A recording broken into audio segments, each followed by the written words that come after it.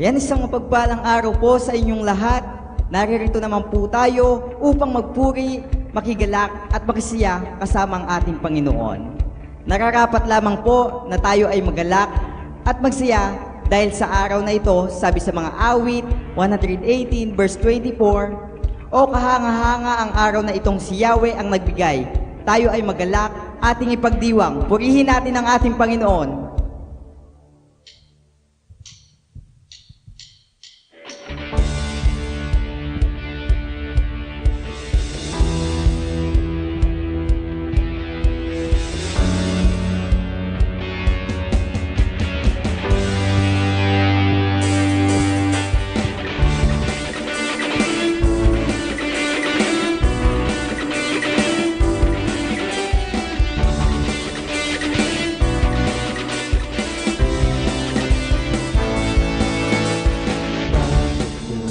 Pagsamba, tanging sa'yo lamang, Diyos na makapangyarihan, magpakailanman. Ang pag-ibig mo'y sapat sa kanino man, pagkat di ka nagbabago, magpakailanman. Ika'y sasambahin, ngalan mo'y sasampitin, pagkat pag-ibig mo ang siyang mahalaga sa'kin.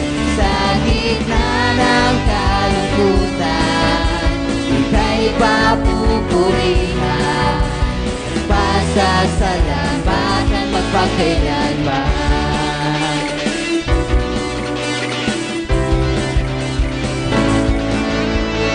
Pagpupurit, pagsamba, tanging sa'yo lamang, Diyos na makapangyarihan, magpakailanman.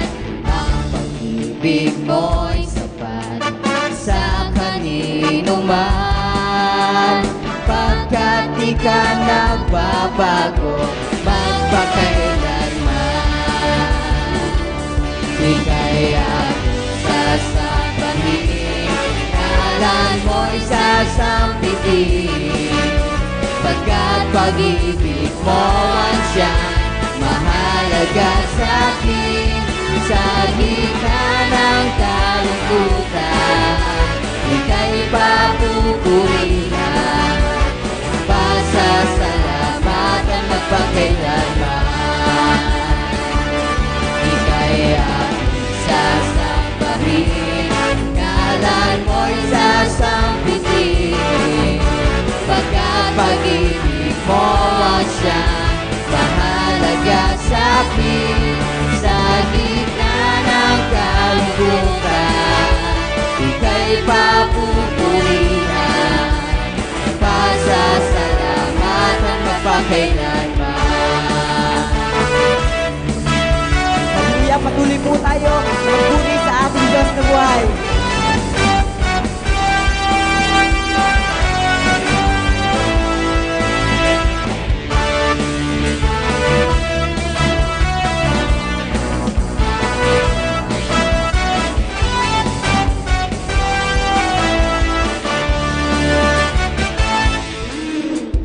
Diyos na makapangyarihan, hari kataas-taasan, sa aking puso ay nananahan. Pagpapalamot, pagsama ay laging nararanasan, kailan may hindi mag-iisa.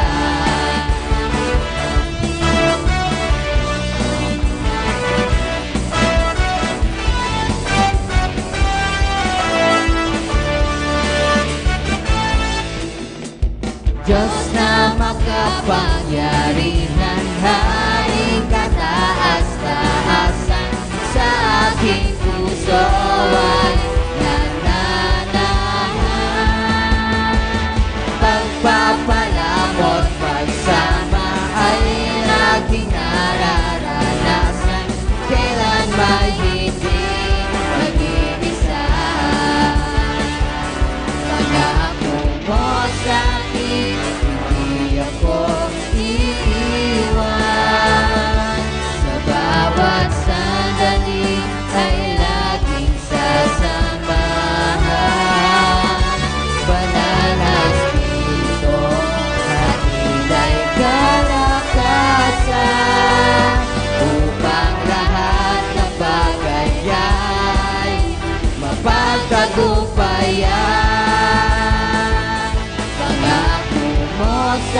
hindi ako iiwan.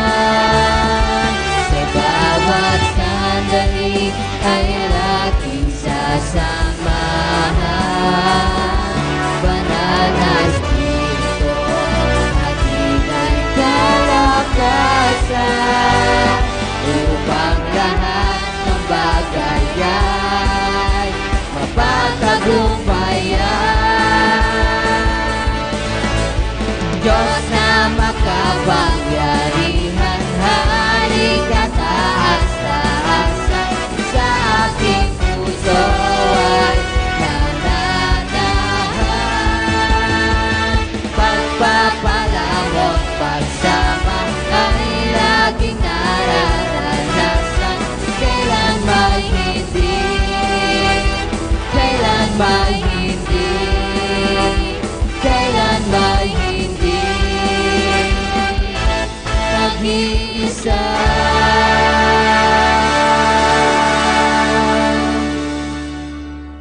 Sige po, patuloy po tayo sa pag-alay ng awiting pagsamba sa ating Diyos.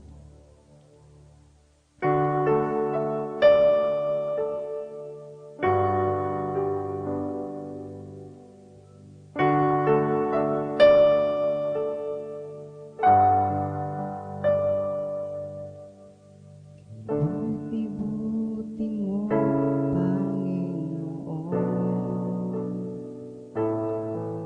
sa lahat ng oras at sa bawat araw. Ika'y laging tapat kung magmahal. Ang iyong kawaan ay magpawalang hanggan.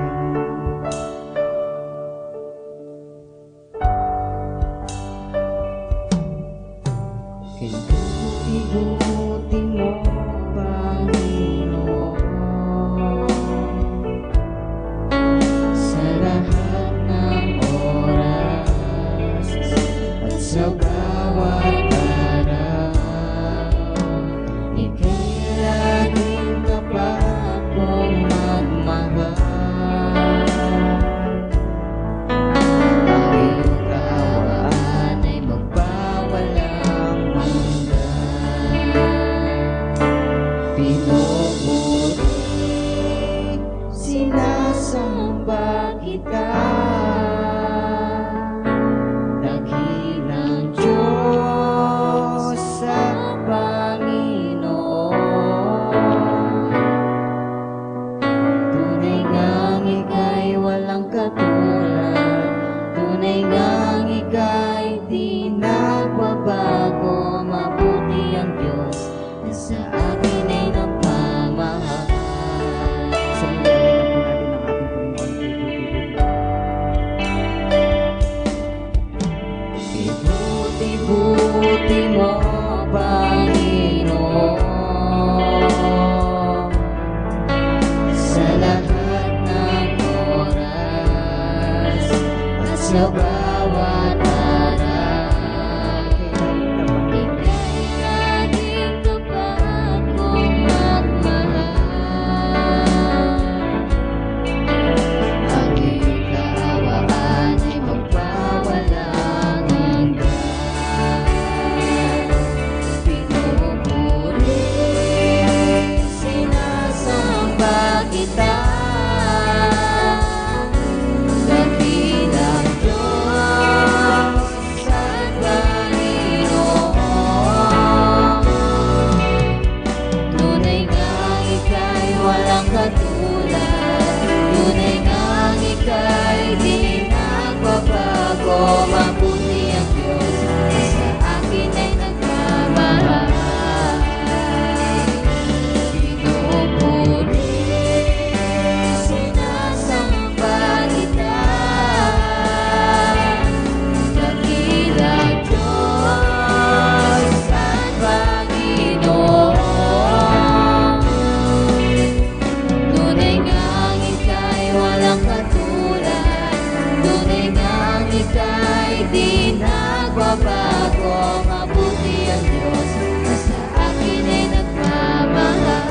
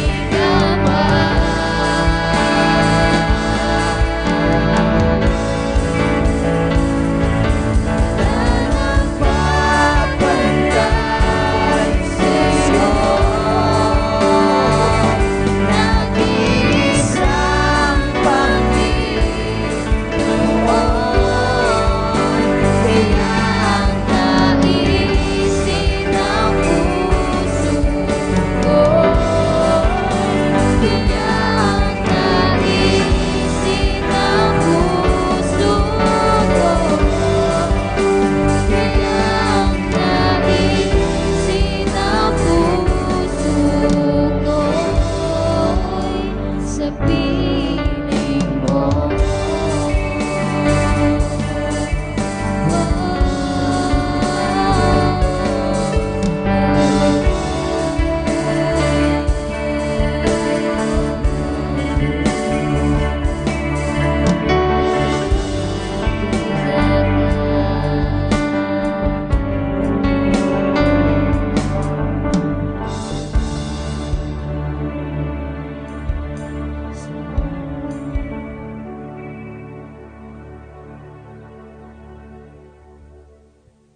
You are welcome to send your tithes and offering and your seed to the man of God. May the Lord bless your generosity and your support in our ministry. Kindly send your seeds and your tithes into this GCash account number, 0912-7327627. God bless you bountifully.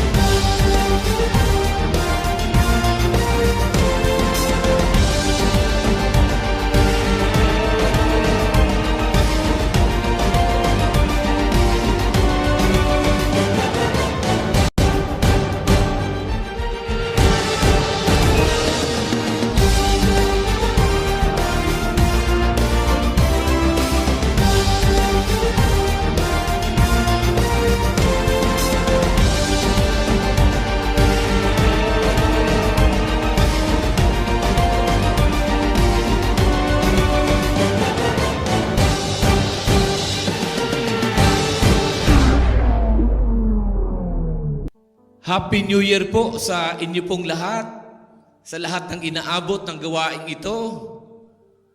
Manigong bagong taon sa inyo. Hayaan po nating madakila natin ang Panginoong Diyos sa bagong buhay, bagong taon ay pinagkaloob sa atin. Bago ko po ibahagi ang napakahalagang mensahe ngayon, nais ko po munang i-share sa inyo ang buod nang ibinahagi ko nung nakaraang pagtitipon bago magtapos ang taon. Sana ngayong 2026, hindi lang petsa at taon ang nabago, kundi sana naman mabago na rin ang puso mo. Sana iniwan na natin sa lumang taon ang mababaw na klase ng paglilingkod sa ating Panginoon. Dapat New Year na may deeper walk with God pa.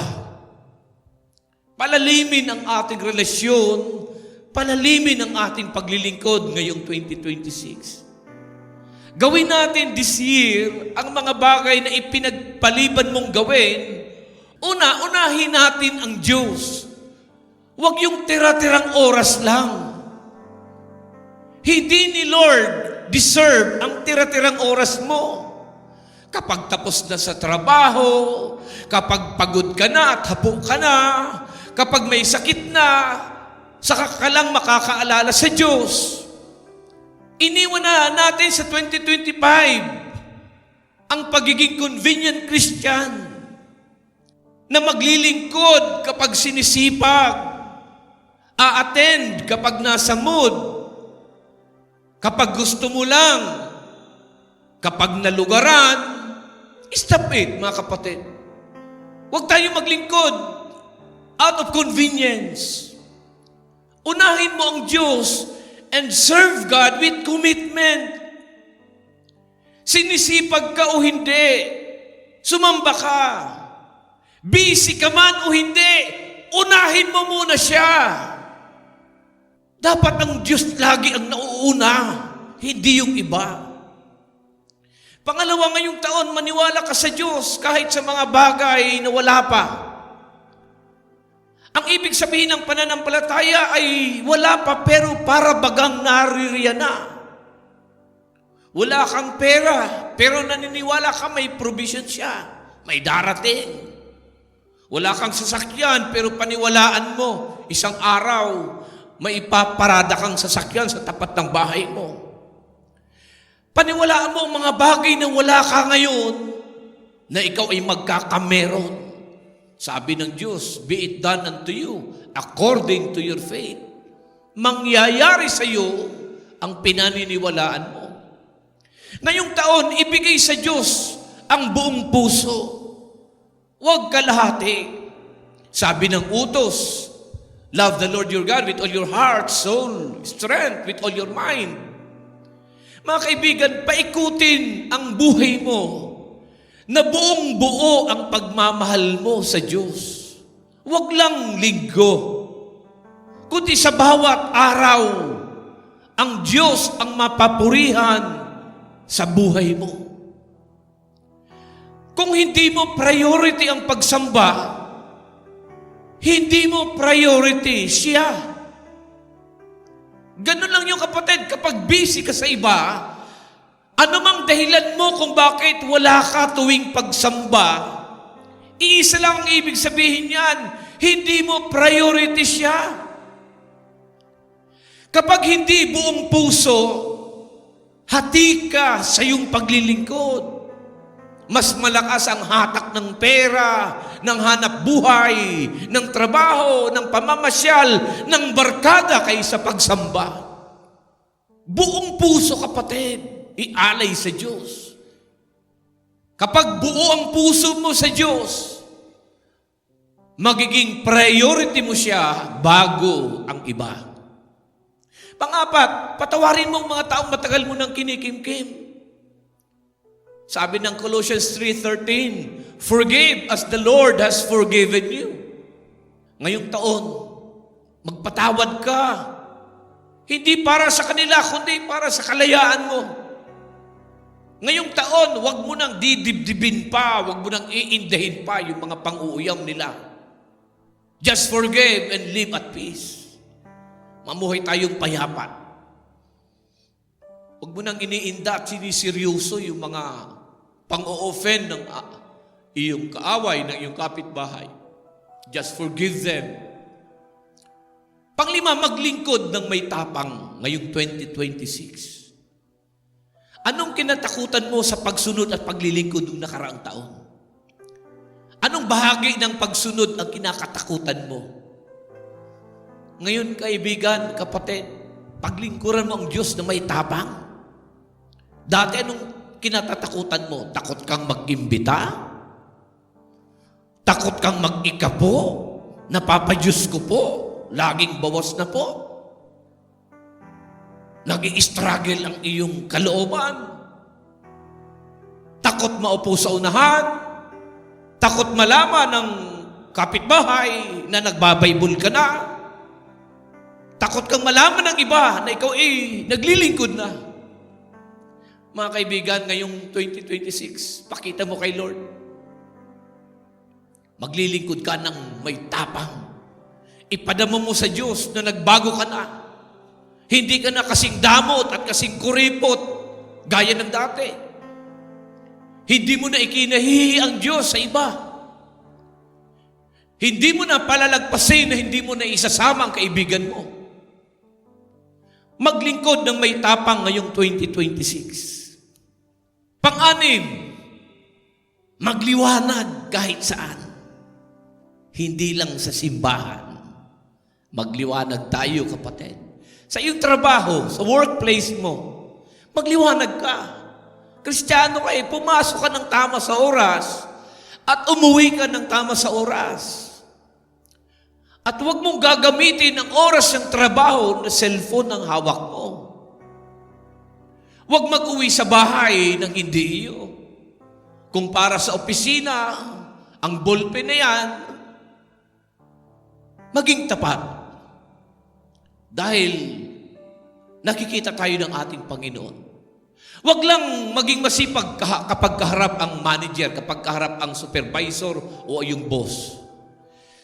Nandyan man sila o wala, maging masipag ka at maging tapat ka sa iyong pagtatrabaho. Magliwanag ka. Sa school, mag-aral kang mabuti. Kristiyano ka, mag-aral kang mabuti. Huwag kang mag-escape sa klase. Huwag yung magaling sa chicks, bobo naman sa assignment.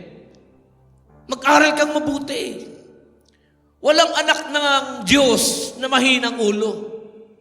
Dapat maging achiever ka. Dapat kung sinong pinakamagagaling sa loob ng eskwelahan, mga anak ng Diyos, ikaw yun. Magliwanag sa bahay. Mga anak, mga kabataang lalaki at babae, matanong kita, magalang ka ba sa tatay mo? Magalang ka ba sa nanay mo? Kung nagsasalita ka ba, ipinapadama mo ang paggalang? O parang akala mo, kaedad mo lang?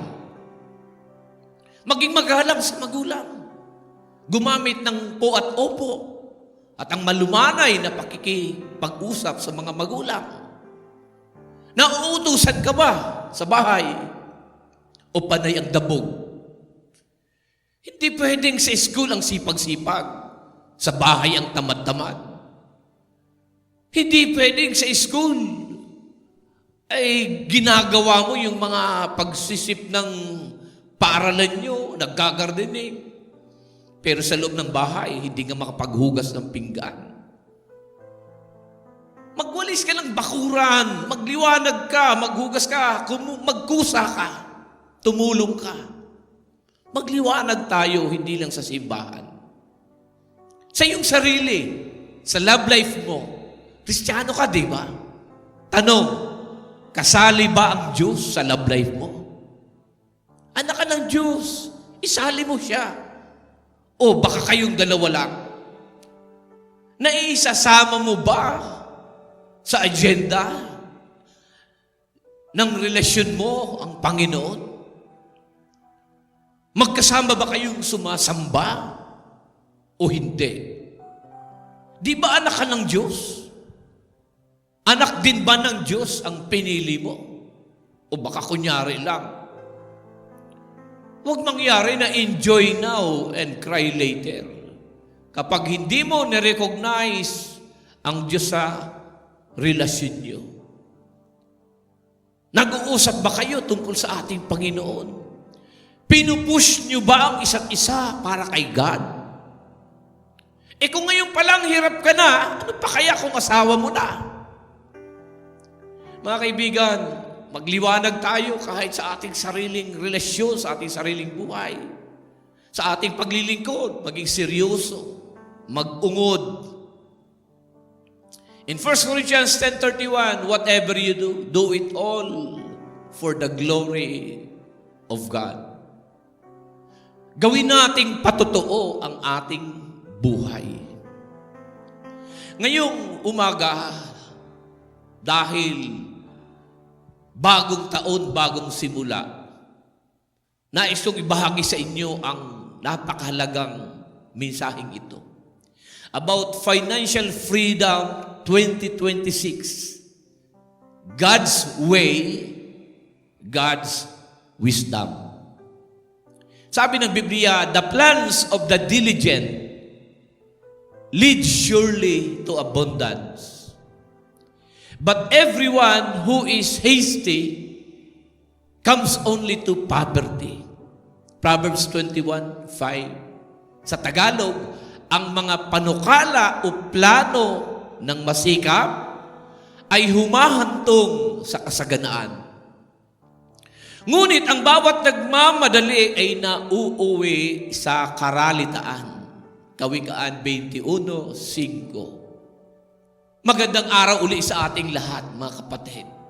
Habang tayo ay nasa bungad ng 2026, maraming tao ang may pangarap, maging debt-free, makalaya sa utang, magkaroon ng ipon,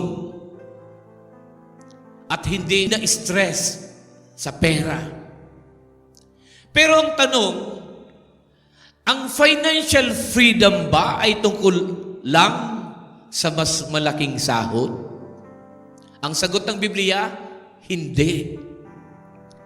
Financial freedom is about God's principles, not just money. Kapag sinusunod natin ang kanyang paraan, may kapayapaan, may katiwasayan at pagpapala. Ang Biblia ay may batas. May prinsipyo na kapag ating sinunod, magiging matiwasay at maayos ang lahat. Una, the principle of accounting. Keeping good records. Sabi ng Bible, kapatid, we need to keep good records. Know where your money goes. Proverbs 27:23, be sure you know the condition of your flocks. Give careful attention to your herds. Noong panahon ng Biblia, flocks at herds ang yaman. Ngayon, ang tanong ay, alam mo ba kung saan napupunta ang sahod mo, ang sweldo mo? May record ka ba ng mga gastos mo? God is a God of order, not confusion. Narito ang mga praktikal na bagay upang i-apply ito. Isulat ang income at ang iyong expenses. Gumamit ka ng notebook o phone app. I-review mo weekly or monthly. Magkano ang pumapasok, magkano ang lumalabas, saan napupunta. Magkaroon ka ng record. That's the principle of accounting. Hindi ka pwedeng maging faithful steward kung hindi mo alam ang hawak mo.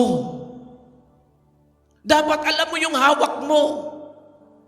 At alam mo kung saan napupunta ito. That's the principle of accounting. Secondly is the principle of budgeting. Telling your money where to go. Sabi ng Biblia, suppose one of you wants to build a tower. Would you first sit down and estimate the cost? Luke 14:28. Magbabudget ka, tatantyahin mo. Ang budget ay hindi kulungan, kundi proteksyon. Ito ang magsasabi sa pera mo kung saan siya dapat pumunta. Hindi kung saan-saan napupunta. Let me give you a simple biblical budget principle. Itong sasabihin ko ay biblical budget principle. Papaliwanag ko ang pagkakaiba nito sa worldly budget principle. Ito po yung biblical budget principle. Una, giving your tithes and offering. Pangalawa, saving for the future and emergencies. Pangatlo, spending about the needs and about the wants.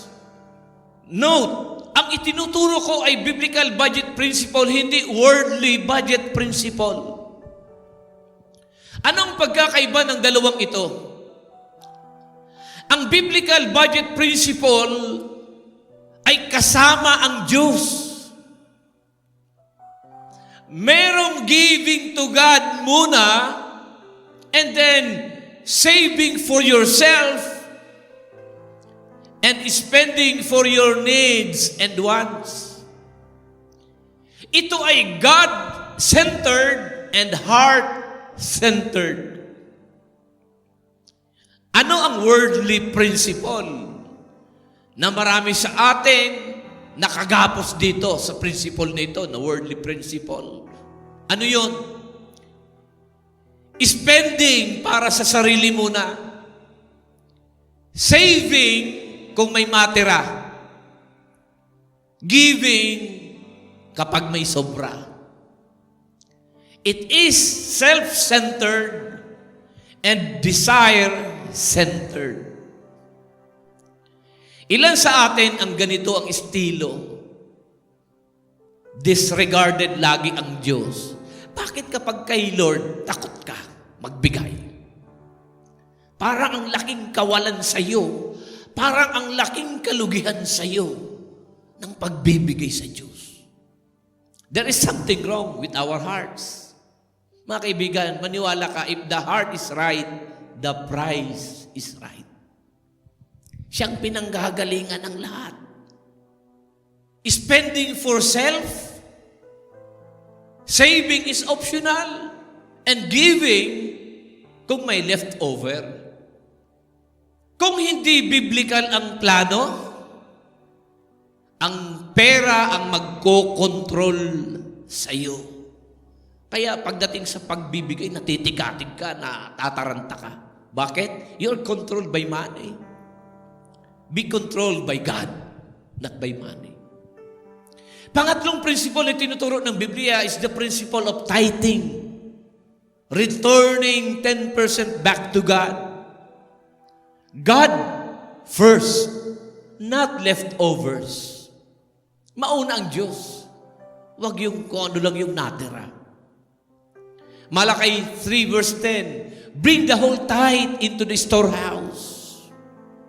And the last part said, and see if I will not open the windows of heaven. Mga kaibigan, ang pag-iika po, hindi po ito bayad sa Diyos, kundi acknowledgement na siya ang source ng lahat. Nagpapakita ng pagtitiwala, pagsunod, at siya ang una sa buhay mo. Proverbs 3:9, honor the Lord with your wealth, with the first fruit of all your crops. When God is first, everything else falls into place. Kapag inunom ang Diyos, naging maayos ang kasunod. Pang-apat is saving. The principle of saving, preparing for the future. Sabi ng Proverbs 6 verse 6, go to the ant, you sluggard, consider its ways, and be wise. Tingnan niyo ang mga langgam, nag-iipon. Ang ipon ay hindi kawalan ng pananampalataya. Ito ay karunungan. Proverbs 21 verse 20, the wise store up choice food and olive oil, but fools gulp theirs down. Why save? Bakit tayo dapat nag-iipon? For emergencies. For our needs. Sa mga future needs natin. Mahalaga mayroon tayong ipon. And opportunities God may bring. Faith, trust God. Wisdom, prepares. Ang pananampalataya ay pagtitiwala sa Diyos. Ang karunungan ay paghahanda. Panglima ay ang contentment. The principle of contentment. The heart of financial freedom. Hebrews 13 verse 5, keep your lives free from the love of money and be content with what you have. Maraming tao ang maraming pera, pero walang kapayapaan. Bakit? Kasi walang contentment. Tingnan niyo mga korap sa gobyerno. Ang yayaman ng mga bilyonaryo yun, pero hindi natigil. Takaw na takaw. Gutom na gutom lagi sa pera. Walang kasiyahan. There's no contentment.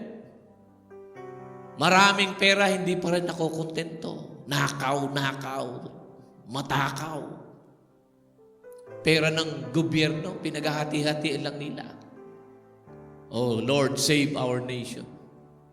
Philippians 4 verse 11, sabi ni Apostol Pablo, I have learned to be content whatever the circumstances. Contentment is not having everything, but trusting God in everything. Pagtitiwala sa Diyos sa lahat. Secured ka, kontentado ka, kasama mo ang Panginoon. Meron pang mga additional principles that complete financial freedom. The principle of stewardship, God owns everything. Lahat ng meron tayo, pagmamay-ari ng Diyos. The earth is the Lord's and everything in it. Psalms 24 verse 1. Tayo ay mga managers lang, hindi tayo owners. Kaya dapat meron tayong ibinabalik sa may-ari. That's the principle of stewardship. Secondly is the principle of generosity. We are blessed to be a blessing. Huwag mong i-hoard sa sarili mo yung pagpapala. Maging daluyan tayo ng pagpapala para sa iba. Acts 20:35, it is more blessed to give than to receive. Giving breaks greed and invites joy. Alam mo, pag giver ka, nababasag ang pagiging makasarili, ang pagiging gahaman, pagiging kabig mentality. Pag generous ka, nababasag ang greediness at napapalitan ng joy. There is joy in giving, maniwala ka kapatid. Pag pinapraktis mo ang generosity, alam mo, may kagalakan sa pagbibigay. Pangatlo, avoid unnecessary debt. I-avoid po natin as much as possible yung mabaon sa utang. The borrower is a slave to the lender, Proverbs 22:7. Hindi lahat ng pwedeng bilhin ay dapat bilhin. Gusto mo bilhin lahat, kaya hanggang pangutang, mangungutang ka. Pang-apat is integrity in finances. Integrity in finances. Luke 16:10. Whoever can be trusted with very little can also be trusted with much. Ang napagkakatiwalaan sa maliit, pagkakatiwalaan ng Diyos ng malalaki. God blesses integrity. Pinagpapala ng Diyos yung yung mga tapat. Walang shortcut. Sa aking pagtatapos, mga kapatid, Financial Freedom 2026. Financial freedom is not about how much you earn, but how faithful you are with what God gives. Ito aking buod sa aking binahagi. The financial principles. Accounting. Know your money. Budgeting. Plan wisely. Tithing. Put God first. Saving. Prepare for the future. Contentment. Guard your heart. Maging kontento. Si Lord ang ating provider. Stewardship, generosity, integrity.